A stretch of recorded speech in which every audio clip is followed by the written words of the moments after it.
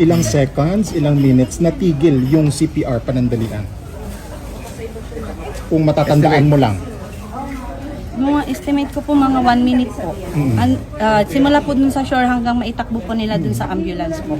And then po after po dun sa ambulance, i-start naman na po yun mag-CPR po ulit. Kung ano po yung pwede pong ibigay po dun sa kay Rene po. Yun naman po yung ginawa ng crew po namin.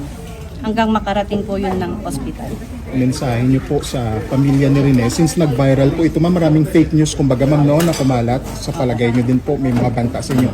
Mensahe niyo din ma'am sa pamilya Baterbonia, after nung kumalat na tinigil daw yung CPR, naging dahilan daw sa pagkasawi ni Rene. Ako po ay nakikiramay po ako dun sa pamilya po ng Baterbonia. Lahat naman po ng kaya po namin gawin, ginawa naman po namin para maibigay po yung kinakailangan po ng ni Rene po. And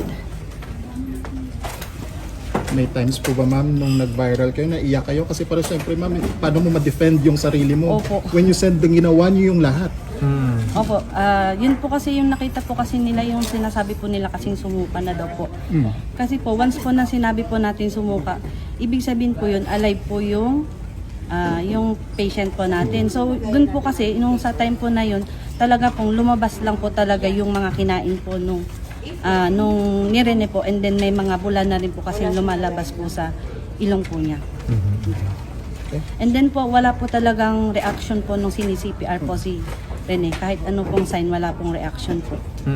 Ma'am, going back dun sa hearing kanina, kasi sinasabi ni Mr. Zubia, wala daw malaking alon. Pero kayo mismo, ang observation nyo, malaki. Unusual yung mga alon. Opo, nung time po na yun talaga po, malalaki po yung alon.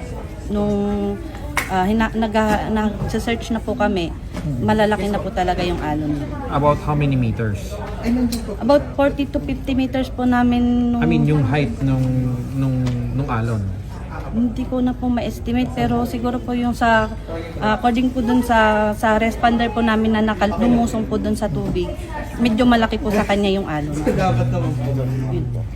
Last na lang siguro question from me, and ang other din ma'am na kumakalat din sa social media na siguro hindi natin sure kung fake news, yung iba daw sa mga rescuer nagsi-cellphone lang, nagvi-video lang nung time na rumeresponde daw po. Anong masasabi niyo naman doon ma'am? Wala po kasi po yung mga cellphone po namin nasa isang lagayan lang po yun. And then kasi po kami yung iba po kalat-kalat po yan, nagse-search po sila dahil nga po hindi po namin na makita po yung sinasabi po nilang nawawala.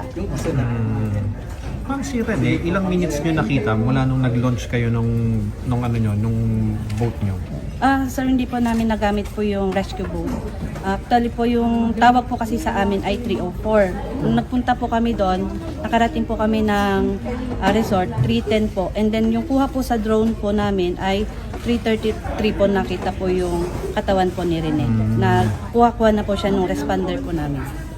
Salamat. Thank you, ma'am.